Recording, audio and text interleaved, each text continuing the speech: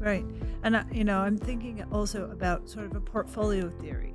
You wouldn't buy just one stock and you wouldn't just buy equities, right? Yes. You would do a diversified portfolio. And how do you take that sort of diversified portfolio strategy and apply it to life insurance? Great question. Well, I think it comes down to product type, the amount of premiums that you might put in, and things of that nature. So one of the ways that we do that is we really look at, first of all, the amount of death benefit that is appropriate for the client.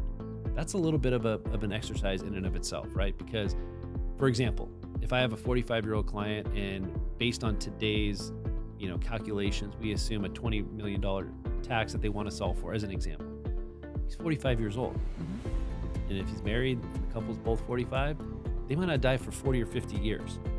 Their insurance need might be $100 million in the future. So do we buy 20 million now? Possibly.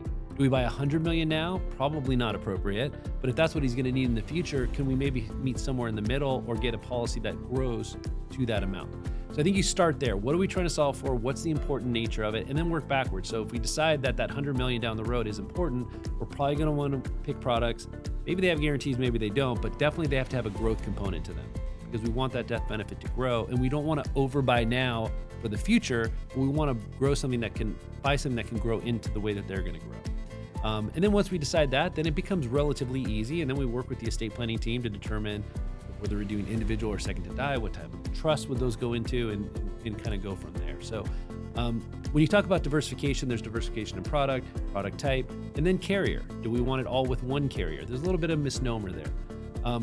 Most insurance companies use reinsurance for a lot of their death benefits. So at the end of the day, if you're using a reputable, especially mutual company, for the most part, in the history of life insurance, there's really never been a death claim that hasn't been paid. So for the most part, there's not a ton of value in diversification of life insurance just for the sake of diversifying. But another thing to consider, some clients just feel more comfortable having 2 or 3 policies from different carriers. And maybe they have some different ways that they calculate the growth or the cash value that is meaningful to them. So those are all the things that we take into consideration. But where I think people can go wrong is you can give your clients too many choices. So what we try to do is we try to take in what we can from the client, understand what we're trying to accomplish, and then build something and show them options, but keep the options in kind of a smaller universe to help them make the right decision.